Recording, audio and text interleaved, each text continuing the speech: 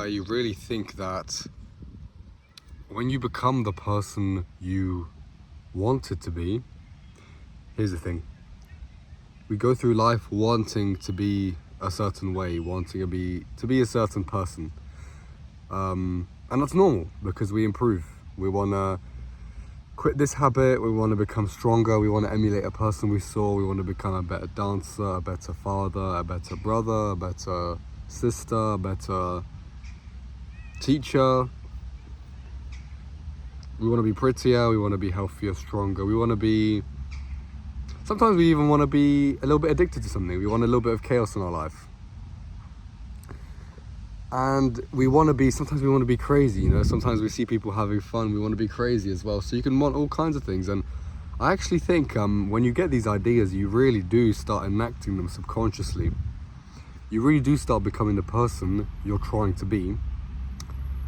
And part of self-realization is, which is not, it can sound so spiritual and zen, but really what we mean is just going through life and finding yourself, who you really are, which makes life not even necessarily easier or more difficult. I'd say it makes it easier in the sense of it reduces the fog in your life. There's clarity, but it doesn't necessarily reduce suffering. It reduces extra suffering because your destiny might be full of suffering. Anyway, the point is, as we morph ourselves into the person we want to be, we find out that maybe the thing we wanted to be isn't the thing we really are. What do I mean? I was walking down, I got a nice example because I was just walking down. I had a thought and it was a very general thought, it wasn't even specific, it was just that I'm really the person I wanted to be. 5 years ago I had a projection about myself, for example, to be strong, just to have a strong body. And I have a strong body. But now it's sort of and then I remember thinking, if only I had a strong body, then my life would be awesome. And now I have a strong body, and my life is awesome, but it's not quite that bliss, that pure bliss that I imagined it would be then. You see what I mean? And I think we always get betrayed like this, we always want to be this or that, and when we actually become that thing, first we may not even realize we're that thing, right? Because if you really do commit to something habitual, like maybe going to the gym or swimming or something, it can just become a part of your life, and it's not really something you monitor closely. But second, even if you do realize it, you kind of realize, well, damn, this is just it's just a way of life. This is just a part of my own personal development, and it doesn't necessarily entail never-ending bliss and success. So I guess what follows from that is you always got to keep moving, and you have to be okay with the fact that when you get the thing you wanted, you can't be too disappointed, because it's normal to be actually ironically always disappointed when you get what you want. And that says something about desire. See, that mental feeling of desire, like I want something, can really fake you out. It can be such a big motivation to change, and yet when you actually receive it, it's a dead end. And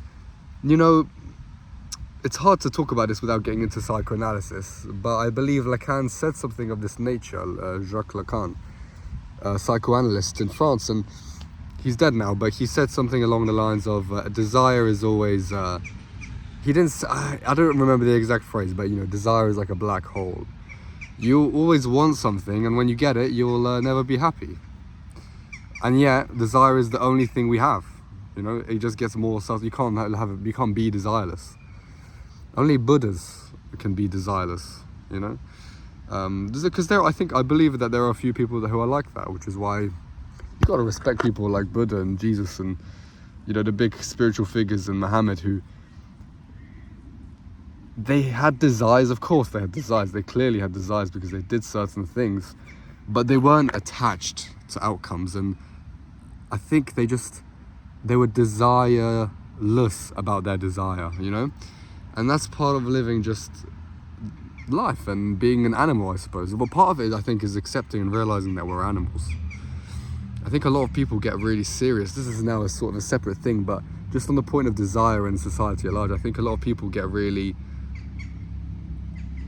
identified with themselves, and they forget that we're just wearing sort of as someone I hear online say, wearing like a human bodysuit. I mean, if you just contemplate it for a second, it's true. We kind of go around and we have desires and feelings and we have our perception, but the moment you can take a step back and realize, oh wait, I'm feeling something, I'm thinking something. You know, it comes up in therapy talk as well. Like if you can name it, you're not it. So if you're feeling really anxious, if you can name that, if you can even start by saying I am anxious. You know, consciousness. It's the same with alcoholism as well. The consciousness of, oh, I'm drinking a lot. Already that's not you. The identity is dissipating. And I think we cannot ever be contained. I think there's something about consciousness that is just an everlasting flow. So we're not our perceptions, we're not our feelings, we're not even our physical body in a sense, you know, because you can cut my arm off, you could even put me in a coma and I would lose all perception, but I think I would still have some kind of subjective experience there in some way. So it's not really clear what's happening there. But what I do know is that people get really, really identified with their body, for example, and they think that that's really who they are. And so they put all of this, you know, it's like looks maxing, you know? And there's nothing wrong with looks maxing, there's nothing wrong with upgrading your appearance or being clean or being well taken care of. It's not about that. It's just some people think that's all there is, and they feel like they're gonna die if they don't look good, or they feel like they're gonna die if they don't look a certain way because they think that's them. But the biggest saving grace is to know that how can I say this to link it back? Who you want to be is not who you ever need to be. And who you need to be is really something coded a lot deeper, which doesn't come into your conscious mind so much. And it enters your conscious mind only at the right time. And I think it enters with a lag. So we kind of have a pathway in life and we follow that, and sort of like your destiny is being fulfilled, you know? But we never kind of know what our destiny is. We can only know what's happening at a local time, and that's when we can kind of talk about stuff and name stuff. And you see what I'm saying? Like, if you can't basically imagine what's going to happen to you in the distant future. You don't know what choices you're going to make, but all you have is those desires which kind of point you in the vague direction. And it's only when it's happening in the moment, or more likely when it's looking back, that you can kind of get a sense of, oh, that's what that meant. I had that desire, I made that choice, and then I did, and that took me down this path, and really that was kind of a generic path, like I was going to go down that path anyway. So that's another thing, because again, who we want to be gets in the way of who we really are, or who we need to be in life. And we can get really bogged down by, oh, I'm not the person I thought I was, so this is kind of going terribly wrong, and your mind doesn't like it, and you can suffer mentally from it, and you can get bad feelings from it. But I think you can rest easy in a way, because your life, first of all, is taking care of itself, and second of all, how can I put this? Because it's not so easy for me to talk about, but who you want to be is kind of just an issue of your mind, and your body's and mind is kind of working stuff out. And you can basically go down a path where stuff doesn't feel right, and how about this? Your need is being fulfilled, but your want is not. So your body starts kind of doing the right thing, if you know what I mean. Your destiny is kind of being fulfilled, but you don't like it because it's such a big change. But ironically, that is, when you look back on that, it's like, oh, it couldn't have happened any other way. You know, it's like when maybe if you slip out of a friendship, or you maybe regain a friendship, it's like you kind of didn't see it coming in a way. It's like it it was an insecure outcome. You didn't have it clear in your mind, and as it was happening, you would really question yourself. But it happened, and then as you look back, it's like, oh, well, it couldn't have really happened any other way. But at the moment, our projection makes it so that our projection makes us feel like it had to go a certain way, you know? Like, I had to be with this person, or I didn't have to be with this person, or I had to get this job, or I didn't have to get this job, or I had to stay here for a certain amount of time, but I didn't stay here for a certain amount of time, or not staying for a certain amount of time. And then we stay for the amount of time that we did, or didn't, and then we can feel like that's a mistake in the moment, but it turns out that's actually perfectly fine.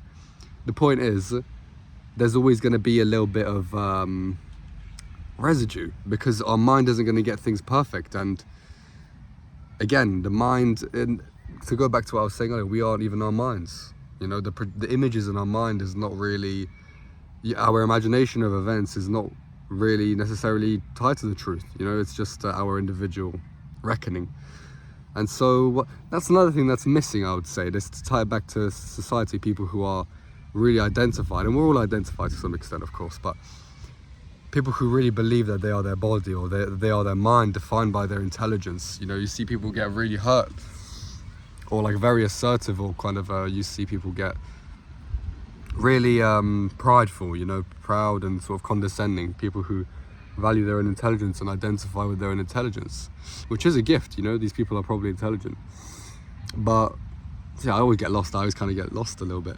But I was basically saying people are super identified, and in many different ways, with mind, with body, and so on and so on. And I think it's good to just be a little bit loose and not expect anything of yourself, basically. And I think people could have more faith, is what I was going to say. Like, the way to combat that is to have a little bit more faith. You know, I had this idea to call this video, it was that people have no faith in 2026.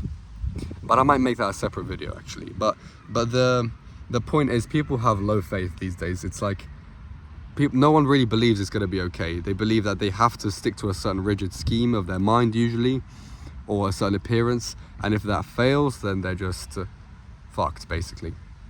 And there's zero faith in the future. And maybe there's an inkling of it, because obviously God is not going to forsake everyone. But people really are pessimistic these days about what's going to happen next, and it's neurotic. You know, people really get obsessed over a certain outcome, and that spreads as well. You know, I think it makes the environment sort of polluted and noisy when people are trying to be certain things, and there's a natural faith that comes with not caring too much about the appearances, and with trying to just understand and contemplate what you need rather than what you want. Although obviously you can't really forsake what you want, so obviously go for what you want, but like I said at the start, always realize that what you want is always going to be a desire that fueled you, but when you actually get it, it's going to be empty. It's going to be not fulfilling, and there's going to be more to come. And I think for some people that is disheartening, because there's almost no end. But I think I see it positively these days, because it's like, life isn't like a video. Life is like a video game, trying hard to beat the stage. That was really cringe, but that is the song, and I'm not even sure what song it is. I used to just hear my friends sing it, but life actually is like a video game on a local level, but it isn't like a video game because there's no limit, you know? That's the thing. It's kind of cool how there's no limit, there's no ceiling on what you can achieve, and you can always move further and further. Whereas in the games, it's always finite. You seem to always hit a cap. Even if, like Cookie Clicker, you can formally reach higher and higher amounts of cookies, I think at some point you get capped, right? So you can't, you know, there's like the most expensive thing you can buy, and then you're finished. And then you just make cookies forever. And then the game's done, basically. Even though formally it continues because you can get more cookies. But life isn't like that. Life always has more to offer. At least that's what I feel. And I think that's a blessing rather than a curse. Although I think when people aren't living, they see it as a curse. That's another thing. When people see the big picture like that and they're not moving themselves, obviously it's going to look like a curse, because you're going to just see how there's no limit to it and you're not even moving. So all you see is just infinity in the black hole. So obviously you're going to get scared. You know, Nietzsche said if you stare into the abyss, it's going to stare right back at you. And I think that's kind of what he meant, you know. So, but that becomes a blessing, ironically, when you're moving, because then you're excited. You're like, this never ends. The story never ends. So I don't even know what I'm going to call this video, but because we talked about a few things. But look, don't worry so much. Life is awesome. Life is really awesome. So see you later.